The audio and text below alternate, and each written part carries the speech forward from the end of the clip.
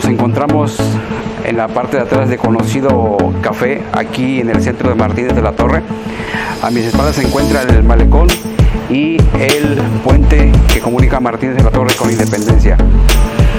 Y el motivo de este video es porque voy a tener el honor, el placer de entrevistar a una persona muy conocida aquí en Martínez de la Torre, diría yo emblemática dentro de lo que es la historia y los hechos que van marcando a Martínez de la Torre.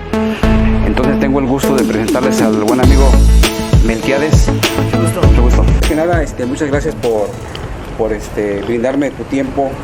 Yo sé que eres una persona muy ocupada y por lo mismo de que eres una persona muy ocupada, eso quiere decir que eres una persona que pues la gente te requiere para allá, para acá, en lo que es tu trabajo, tu oficio. Tengo entendido que trabajas aquí en el ayuntamiento. ¿Tienes algún cargo aquí en el ayuntamiento? No, soy asesor únicamente. Ajá, muy bien.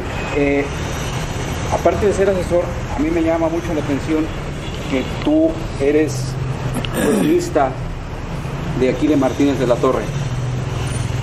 Antes que nada, me gustaría que nos dijeras tu nombre completo y de dónde eres. Bueno, de inicio te quiero felicitar por este programa que llevas a cabo en YouTube, Martínez de la Torre. Estimado Rubén, es para mí un gusto estar en tu programa y decirte efectivamente que me llamo Melquiades Castro Aguilar, que nací aquí en Martínez de la Torre y que aquí he desarrollado parte de mi vida. Sí. Lo de cronista de la ciudad, ¿a ti te surgió como una inquietud o por hobby o de dónde viene eso?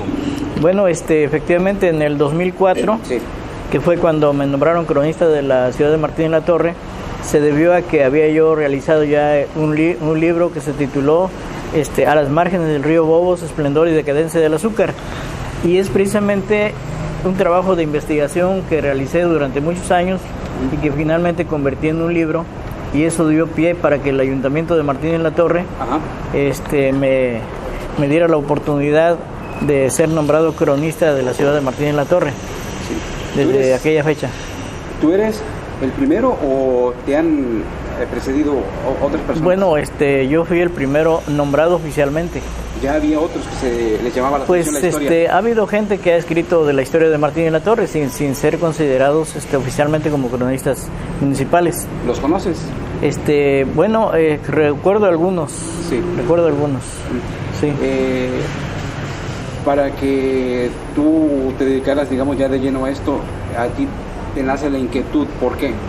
Bueno, efectivamente el primer trabajo que hice fue relacionado a la historia del Ingenio Independencia, sí, que llega aquí en 1947 y viene cargado con bastante historia, sí, de personajes, de personas emblemáticas del medio azucarero en aquel tiempo, cómo surge el Ingenio Independencia, cómo llega tanta gente de fuera a integrarse a la vida productiva de Martínez de la Torre, y me llamó la atención, esto tiene historia. Sí. Entonces me di a la tarea de buscar documentos, de buscar fuentes vivas que aún vivían en aquel tiempo, para investigarlos, para preguntarles parte de la historia, que finalmente concluyó en un libro titulado A las márgenes del río Bobos, esplendor y decadencia del azúcar, que prácticamente estoy premonizando lo que iba a suceder años después con el Ingenio Independencia. Es lo que te iba a preguntar, de tus fuentes, y me acabas de contestar, que son, digamos que de viva voz, de personas que de alguna manera formaron parte de la historia, ¿no? del ingenio. Así es. Sí, y es una pena, ¿no? que haya terminado esa fuente de empleo, pero pues ya quedó plasmada en la historia, ahora son los cítricos. Así es. Y va cambiando. La evolución productiva de Martínez de la Torre se ha transformado de la época en que este pequeño pueblo, que anteriormente se llamó Paso de Novillos, se convierte, o más bien surge como un pueblo de ganaderos y de agricultores. Sí. Y después en el 47, cuando llega el Ingenio de Independencia, se transforma la economía de una economía primaria a una economía agroindustrial. Y después finalmente le da fortaleza a Martínez de la Torre la actividad citrícola, ¿verdad? Prácticamente quiebra la industria azucarera aquí en la región y surge con fuerza la industria citrícola. Sí. Eso hace que en el territorio de Martínez de la Torre en el municipio haya bastantes empresas dedicadas a esta actividad agrícola, que es lo que le da prestigio a Martín de la Torre y lo convierte en la capital mundial de la lima persa. Sí. De no haber pasado eso, si no hubiera quebrado el ingenio, ¿crees que hubiera tenido la misma fuerza que tiene ahora económicamente la producción citrícola? ¿Hubiera pasado lo mismo con la caña o hubiera ido en decadencia? ¿O el limón tiene más demanda que el azúcar, o son los dos, o pudieron haber estado los dos, no sé? Bueno, las dos actividades industriales generan una gran cantidad de fuentes de empleo. Por ejemplo, el Ingenio Independencia en su mejor época tuvo alrededor de 5,000 empleos directos e indirectos. Quiero decir con esto que se emplearon a los cortadores de caña, a los productores, a los transportistas, a los que vendían refacciones para los vehículos, a los que vendían gasolina, y eso se generó una derrama económica importante, incluidos los obreros y los productores de caña, que fueron un factor importante para el desarrollo o el detonante económico de Martín de la Torre, que lo consolida a través de los años en un pueblo en constante desarrollo. Sí, pero con la caña hubiera pasado lo mismo si no se hubiera, digamos, quebrado. Bueno, imagínense Martín de la Torre cómo fuera si estuviera trabajando en el Ingenio Independencia, con una mayor cantidad de fuentes de empleo, una mayor derrama económica porque es muy generosa. Aparte del limón. Aparte del limón, y entonces Martín de la Torre fuera un emporio agroindustrial muy importante en la región, más todavía de lo que es actualmente. ¿Eso ya no se verá? ¿Crees que ya no? Pues es muy difícil que los productores que ya voltearon sus cañas y sembraron limón, difícilmente puedan volver nuevamente a confiar en la industria azucarera, por muchas razones, o en algún otro producto. Seguramente otro producto pueda surgir en el futuro que desplace a la industria citrícola y le dé otra fisonomía económica a Martín de la Torre. No que la desplace, pero que sí, digamos que contribuya. Que contribuya, que apoye. Pero me comentabas que de no haber sido, ¿por qué? De lo de la caña y hubo bastantes factores, bastantes factores que influyeron, principalmente del derroche, de la ineficacia en la administración, ¿verdad? En fin, de una serie de factores que finalmente contribuyeron al deterioro. Pero yo voy más allá. Es también parte del Tratado de Libre Comercio, que a través de los años desde que se instituyó, vinieron a cerrar fuentes de empleo que tenían relación con el azúcar, para darle entrada a otro tipo de productos que desplacen a la caña. A los endulzantes. Endulzantes, sí. Por ejemplo, a los endulzantes artificiales, que son los que vienen de fuera, ¿verdad? Y no generan fuentes de empleo, sino más bien comercio, ¿verdad?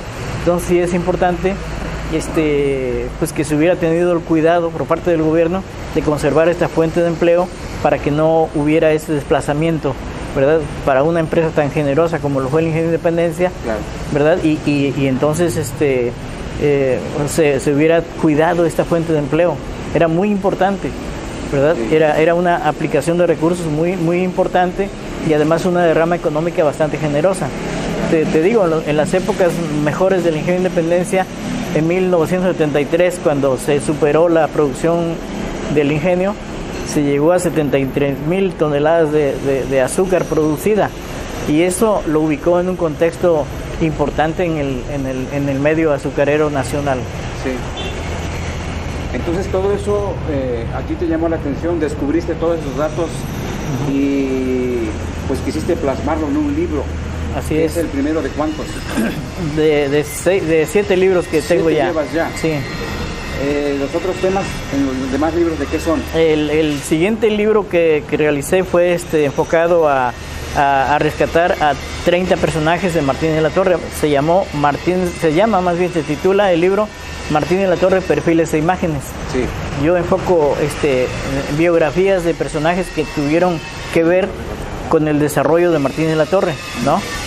Que por ejemplo, comerciantes, personas muy conocidas, como por ejemplo don Manuel Manterola González, don Héctor Martínez, en fin, doña Guille, la de las garnachas, el Guayabo, otro personaje más que es muy importante en la vida de Martín de la Torre, ¿verdad? Y que lo identifica con la historia de Martínez. Y así como esos personajes que te acabo de mencionar, otros 27 más que formaron parte de la historia, de una buena parte de la historia de Martínez Latorre. Todo eso está resumido en tu libro, y por eso es que te escogí a ti como primer video entrevista, porque de alguna manera todo está enfocado en una sola persona que se ha preocupado por rescatar ese tipo de historias, de personajes. Y para mí tú formas parte de, digamos, ya de lo emblemático que es un personaje aquí en Martínez, que es Melquiades Castro, y para mí, digo, es un honor tenerte aquí y que me des entrevista, me des estos datos que yo también desconocía, y que ahora, pues, gracias a las redes sociales, pues ya la gente va a tener acceso a ellas. Martínez ha cambiado mucho en cuanto a la fisonomía, hay edificaciones nuevas, comercios nuevos, han llegado industrias que jamás se pensó que iban a llegar, ya están aquí. ¿Qué cambio es el que a ti más te ha llamado la atención en cuanto al entorno urbano? Al gran movimiento económico que ha habido en Martínez Latorre, comercial. Sí. Ha habido bastantes gentes que han venido a apostarle a la economía de Martínez, se han fincado, han estado aquí dando un servicio de diferentes maneras, comercios, empresas que han llegado y aquí se han establecido. Principalmente gente empresarios de San Rafael, que llegaron y se establecieron y triunfaron económicamente, ¿no? Sí, y en cuanto a, por ejemplo, las edificaciones, las calles, las casas, porque yo tengo entendido que ya quedan pocas casas emblemáticas de aquellos años, las típicas casas. A mí me tocó vivir una de ellas de madera, con techo de teja, incluso. Sí. Ya no existen. Bueno, es parte de la transformación que va sufriendo la ciudad. Sí. Aunque se quiera conservar ese tipo de casas o de edificios emblemáticos de la historia de Martínez Latorre, pues a veces los dueños no tienen ese cuidado. Sí. Y las destruyen y las cambian por edificios modernos, ¿no? Sí. Y entonces se va quedando sepultada la historia de Martínez Latorre, el antecedente histórico de Martínez. Claro, aquí lo que a mí no me cabe, que por ejemplo, en la Ciudad de México ves que existe el casco viejo, el centro histórico. Sí. Entonces México creció hacia los lados, a todos los entornos, porque hay terreno, hay espacio. Aquí en Martínez también lo había, o lo hay. A mí me hubiera gustado que eso se hubiera conservado, y que lo nuevo, lo moderno, lo hubieran hecho más alrededor para que se conserve, digamos, que el casco viejo de Martínez. Y así tuviéramos dos Martínez, el antiguo y el moderno, el actual, pero pues no se puede, o no se piensa. Quizá la cuestión de la modernidad, ¿no? Pero la modernidad no está apartada de la historia, porque se pudieron haber conservado las dos cosas. Sí, pues, hubiera sido fabuloso haber conservado las dos fisonomías, claro, la actual y la del pasado. Sí, porque imagínate tú el Banco Banorral, el Hotel Granada, lo que era la vidriería San José, y muchas otras casas más que se hubieran conservado, y aparte de tener eso como historia viva, tener ya los bancos, las edificaciones, a lo mejor no en el centro, porque casi la mayoría de nosotros queremos todo junto, todo en el centro, no queremos caminar o que no. Sí. Pero pues la ciudad crece, la población aumenta, los servicios también, pero todo lo queremos en el centro, entonces se hace un caos. Así es. Sí, efectivamente, y Martínez Latorre, por esas características que fue adquiriendo a través del tiempo, únicamente tenemos dos espacios históricos que nos remiten al pasado. Uno es la finca La Soledad, otro es el castillo militar, que fue construido, empezó a construirse en 1938 y se concluyó en el 41, por la presencia militar que era necesaria en aquel tiempo, ¿verdad? Y el puente, obviamente, el río Oz, que fue construido también en esas fechas, ¿verdad? Gracias a la disposición, apoyo y respaldo que siempre tuvo Martínez Latorre por parte de Manuel Ávila Camacho, que fue el presidente caballero, el impulsor del desarrollo de la región, el que le dio otra fisonomía a nuestro pueblo. Es lo que también me llama la atención, que parece ser que desde presidentes ya antes de la revolución nombraban Martínez de la Torre, venían para acá, tenían propiedades. Algo les llamaba la atención a los, por ejemplo, los Ávila Camacho, el haber hecho aquí la finca La Soledad, el tener todo eso, todo Martínez. Yo creo que en aquellos años tenían, no sé, la corazonada de que esto iba a crecer o... Sí, te puedo hacer un comentario al respecto. Sí. En 1874, entre 1870 y 1874, se llevó a cabo una reunión en La Palmilla, del municipio de Tlapacoyan. Sí. Ahí, Martínez de la Torre no era Martínez de la Torre, era Paso de Novillos. Y era una población con muy pocos habitantes. Entonces, en esa reunión que se iba a depositar la primera piedra de un ingenio azucarero en La Palmilla, algunos vecinos de ahí coincidieron. Alguien dijo, a 4 kilómetros y medio de Ixtacuaco hay una comunidad llamada Paso de Novillos, que con el paso del tiempo tiende a convertirse en una de las más importantes de las costas del Golfo de México. Sí. Y no se equivocaron, porque después, 8 años después, se le da la categoría de municipio, ¿verdad? 82. Y en 1882, 8 años después de aquellas fechas, y eso ya lo separa de Tlapacoyan, Veracruz, ¿verdad? Y se convierte en un municipio propio, con congregaciones muy importantes que le dieron este impulso, ¿verdad? Y después en 1910 adquiere la categoría de villa, ¿verdad? Y en 1956 la categoría de ciudad. Fíjate nomás cómo fue creciendo tan meteóricamente la ciudad de Martínez de la Torre. O sea, esto dio respuesta a lo que pensaron aquellas personas en lo que se iba a convertir Paso de Novillos. Yo me imagino que fue porque ellos sabían que, por ejemplo, La Palmilla o incluso Tlapacoyan no tiene la comunicación que en ese tiempo se podría tener, y Martínez sí está, digamos, bien ubicado para México, Puebla, Jalapa, Misantla, Veracruz. Sí, está. Fíjese que podríamos decir que fue una bendición que Martínez de la Torre esté ubicado de esa manera. Sí. Está muy bien ubicado, estratégicamente ubicado. Estamos en la parte centro-norte del estado de Veracruz, en medio del reino del Totonacapan. Al norte está Papantla con el Tajín. Sí. Filobobo está en la región de Atzalan. Y en Misantla tenemos a Pachil, que es una zona arqueológica muy importante. También me parece que Pital también lo es. Y igual como Martínez de la Torre también tiene esas características prehispánicas, ¿no? Por ejemplo, las ruinas ocultas que están en Pueblo Viejo. También. Sí. También, ¿no? Que también es una... Y en Pueblo Viejo otras 2 comunidades más de Martínez de la Torre, que no han sido explotadas, ¿verdad? Para que la gente las conozca. Claro. Entonces, eso es lo que hace falta, detonar más el desarrollo cultural y turístico de Martínez de la Torre. Que obviamente tendrá que venir el momento en que las autoridades federales se encarguen de este descubrimiento de estas zonas arqueológicas para darle otro plus a Martínez de la Torre. ¿Tú qué cambiarías de Martínez? ¿Qué cambiarías de Martínez? ¿Qué cambiarías de Martínez?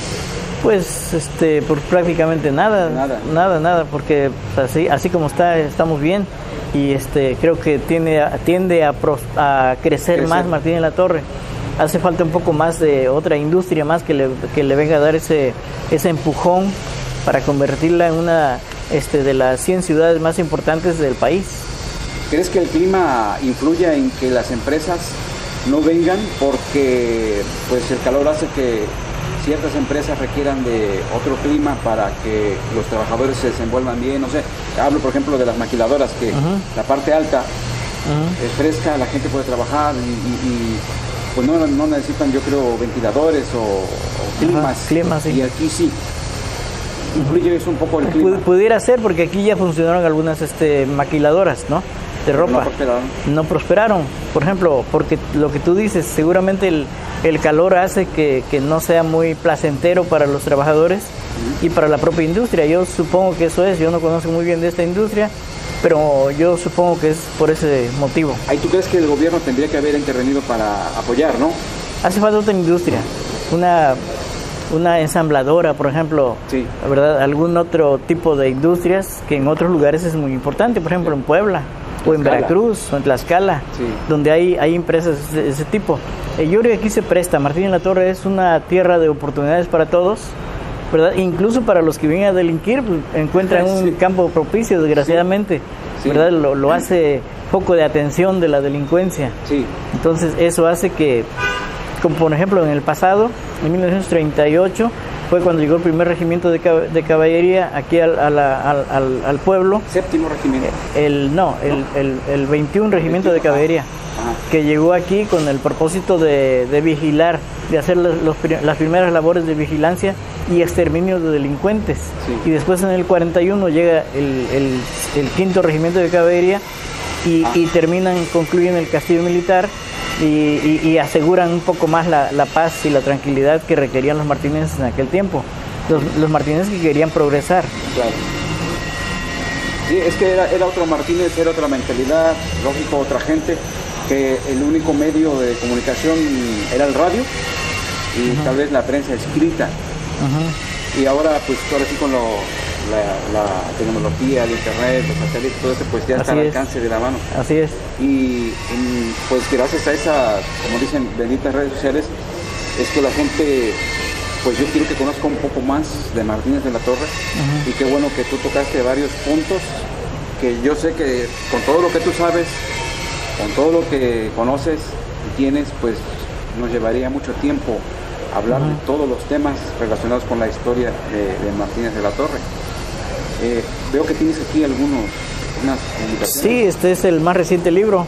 Se titula Tragedia en el río Bobos. Es un libro, pues me parece interesante porque relata parte de la historia de Martínez. Es una entrevista que le hice a una persona cuya familia me obsequió el anecdotario, ¿verdad? Y yo lo convertí en un libro, en una entrevista periodística, sí, a una persona que ya falleció. Ajá. Entonces se convirtió en este libro. El título es sugerente, habla de una tragedia ecológica, una tragedia muerte. Ajá. Sí, efectivamente, ni siquiera la tragedia del 95, del 99, ¿verdad? Ni siquiera la tragedia de 1950, sino habla de 1925, cuando hubo una tragedia que enlutó a las familias. 11 personas de diferentes familias fallecieron en el río Bobos. Entonces, a raíz de este acontecimiento, ¿verdad?, que cimbró a la población en aquel tiempo, que era muy pequeña, lo convertí en este libro. Y aparte de eso hay otros detalles más que vienen ahí. En este libro está escrito cómo se hizo el Parque José María Mata, ¿verdad? Cómo se empezó a trabajar para que hubiera luz eléctrica. Ajá. Primero luz de candiles y de lámparas de otro tipo, y ya después se convirtió en luz eléctrica, ¿no? Sí. Pero es parte del... al leerlo te vas dando cuenta de cuál ha sido el desarrollo histórico de Martín de la Torre a través de los años. Ajá. Todo eso está encerrado en ese libro. Sí, es muy, muy interesante. No porque yo lo haya hecho, sino por la herencia que dejó don Telésforo Guzmán a las nuevas generaciones. Y qué bueno que las familias me hayan dado la oportunidad de convertirlo en una entrevista póstuma. Parece que conoció al señor Telésforo Guzmán, trabajó en Caminos. En la Junta Local de Caminos, ahí trabajó mucho tiempo, sí. Hasta su muerte. Entonces fue un empleado burocrático, sí, ¿verdad? Y en sus tiempos libres él se ponía a hacer este tipo de trabajos literarios que ahora yo pongo en la mano del que quiera adquirir el libro, ¿no? Sí. Por eso es que yo ahora sí admiro y respeto a las personas que tienen esa vocación de rescatar todo eso que pues va formando parte de la historia, ¿no? Y para que la gente se dé cuenta de dónde venimos. Para que quede constancia, ¿no? De nuestro pasado. Claro, sobre todo eso. Sí, y como te comentaba, si nos pusiéramos a hablar de la historia del puente, cómo llegó el teléfono aquí, la radio, las primeras transmisiones, el parque, las diferentes fisonomías que ha habido, los cambios incluso hasta de la iglesia, por ejemplo. El kiosco, el mercado, las calles, quién trazó las calles, los nombres, por qué le fueron cambiados los nombres. Aquí yo te quería preguntar algo. De todos los datos que tú has dado, te has encontrado con gente que te ha dicho, estás equivocado en este dato, yo tengo otro dato. Es probable. ¿Sí? Es probable. Por ejemplo, yo sé bien que hay personas que se dedican también a escribir. Ajá. Y a hacer anecdotarios de Martínez de la Torre. Sí. Que también pueden ser motivo para que hagan libros de la historia de Martínez. Ajá. Yo respeto mucho a la gente que también escribe, ¿no? Que también investiga, que también tiene datos. Y pues solamente que me demuestren lo contrario con documentos es como yo podría aceptar una crítica. Yo todo lo que escribo lo hago con base en documentos, ¿verdad? Aparte de fuentes vivas. Claro. Que son importantes pero que no te documentan. Y en cambio una foto, una persona que te dice o que te entrega un documento, eso sirve de testimonio de que fue real lo que te está platicando. Claro, aquí te gustaría que, por ejemplo, tus libros, todo lo que escribes, pues sea algo así como... Que se vuelva texto... Sí, de consulta. Uh-huh. Para los alumnos, para la gente que quiere saber la historia de Martínez. Uh-huh. Fíjate que sí, yo me he encontrado con personas que tienen todos mis libros, todos, ¿sí? Y están pendientes de lo que yo escribo. Me dicen, oye, ¿cuándo has escrito otro libro? No, pues ya escribí pues dámelo. Y ellos tienen en sus bibliotecas particulares este tipo de información. ¿Dónde lo podemos conseguir? Bueno, me lo pueden pedir a mí, yo no tengo puntos de venta. Ajá. Yo lo hago de manera personal. Directa. ¿Dónde te localizas? Te puedo dar mi teléfono en Facebook con mi nombre completo o al teléfono 232-32-981-18. ¿Tu red social?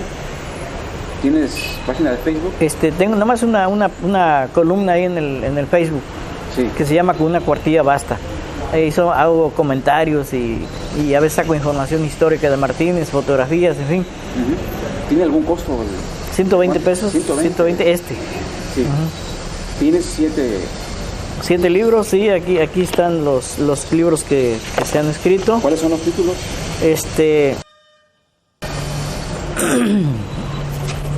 Son varios libros los que he hecho. Por ejemplo, el primero fue editado en 1998, Síntesis histórica del periodismo martinense. Sí.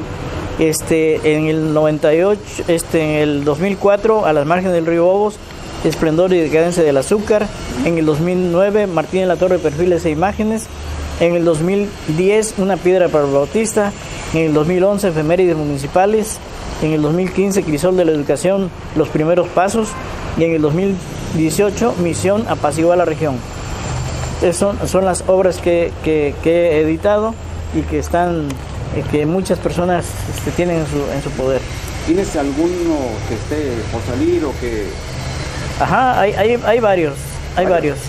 ¿Sí? Por ejemplo, ya tengo prácticamente hecho y posiblemente lo presente yo en el mes de junio. Ajá.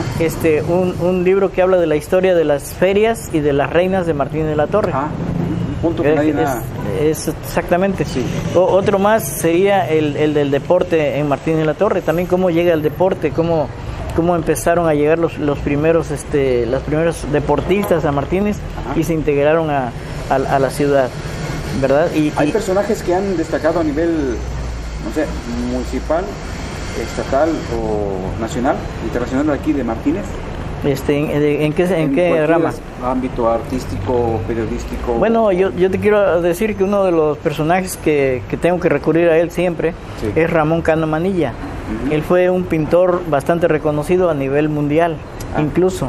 Sí, nació aquí en Perseverancia. Sí. Y llegó a encumbrarse en el mundo de la plástica mexicana. ¿Pintura? Fue muralista. Sí. Pintura. Incluso un libro de texto gratuito de 1993, si no mal recuerdo, viene dibujado en la portada el globo que elaboró Ramón Cano Manilla. ¿Dónde se encuentra esa obra? Esa obra está en el Munal, en la Ciudad de México. Ah. Esa obra y otras más que él ha realizado. ¿No es una India oaxaqueña, está Vacas y paisajes, en fin, una serie de pinturas al óleo que él ha elaborado, y además elaboró en vida, y que allá en Ciudad Mante, Tamaulipas, hay 500 metros de murales elaborados por él. en dos instituciones educativas, una casa de cultura y una escuela de segunda enseñanza, una preparatoria. Como que no se le ha hecho justicia, digamos, pues, la historia. Pues mira, precisamente yo he sido de las personas que han propuesto en su momento impulsar el nombre de Ramón Cano Manilla. Por ejemplo, en el 2004, el Colegio de Bachilleres del Estado de Veracruz, número 3, su director un día me llama y me dice, oiga, propóngame algún nombre de un personaje de Martínez, y yo no tuve inconveniente en proporcionarle el nombre de Ramón Cano Manilla con todos los elementos que yo tenía. Sí. De tal manera que actualmente el Colegio de Bachilleres del Estado de Veracruz, número 3, es Maestro Ramón Cano Manilla. Y una colonia que está aquí por la SARC, por la Soledad, adelantito, hay una colonia de reciente fundación, que también me pidieron que les proporcionara el nombre de alguien, y yo les proporcioné el nombre de Ramón Cano Manilla, y entonces ya hay una colonia que se llama Ramón Cano Manilla. Entonces, de esa manera. Luego, el Ayuntamiento de Martín de la Torre, en este 2009, en el 27 de octubre de este año, le otorgó la medalla Rafael Martín de la Torre a la familia de Ramón Cano Manilla, y que toda su vida la desarrolló en Ciudad Mante, Tamaulipas. Ahí hizo, fue hasta que falleció, fue una persona muy, muy conocida, muy querida. Incluso una avenida de Ciudad Mante, Tamaulipas lleva el nombre Avenida Ramón Cano Manilla. Luego un centro de cultura que está a espaldas del Palacio Municipal también lleva el nombre de Ramón Cano Manilla. Entonces, en aquellos lugares fue primeramente conocido que Martín de la Torre, que es el lugar donde nació. Entonces, ¿nació en dónde? Perdón, en Martín de la Torre, en la finca La Perseverancia. La Perseverancia está aquí, adelante del Cañizo. Sí.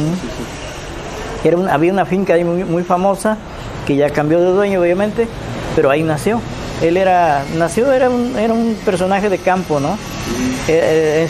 Cuando era joven se dedicó a herrar animales, a lazar a las vacas, en fin, todo ese ambiente campirano, él se forjó. Y cuando él le entró el deseo de convertirse en artista, se fue a la Ciudad de México, y ahí empezó a estudiar en una escuela de artes al aire libre de la Ciudad de México, y ahí empezó él su vida como artista. ¿De qué año más o menos? Todo es como unos 1920, que es cuando estuvo por allá. Es más, él fue maestro de Frida Kahlo. Te iba a comentar. Entonces, esa es la importancia que ha tenido este personaje, que nació Martín de la Torre, y muy poca gente de Martín de la Torre sabe de él. O me imagino, no sé si en las biografías de Frida Kahlo también se ha mencionado el nombre de Ramón Cano Manilla. Yo creo que no, yo pienso que no. No. Un detalle que se les habrá pasado. Sí, seguramente, pero sí fue un personaje bastante importante. Diego Rivera. En la plástica. ¿Conoció?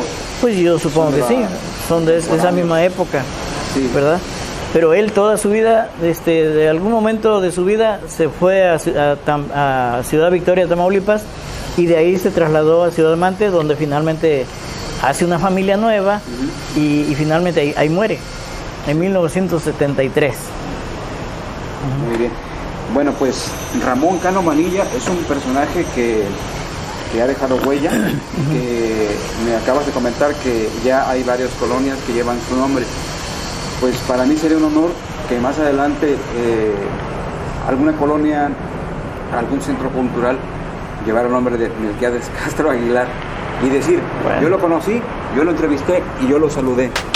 Y le doy las gracias por la entrevista. Pues no es para tanto, pero ahí pues estamos haciendo algo, ¿no?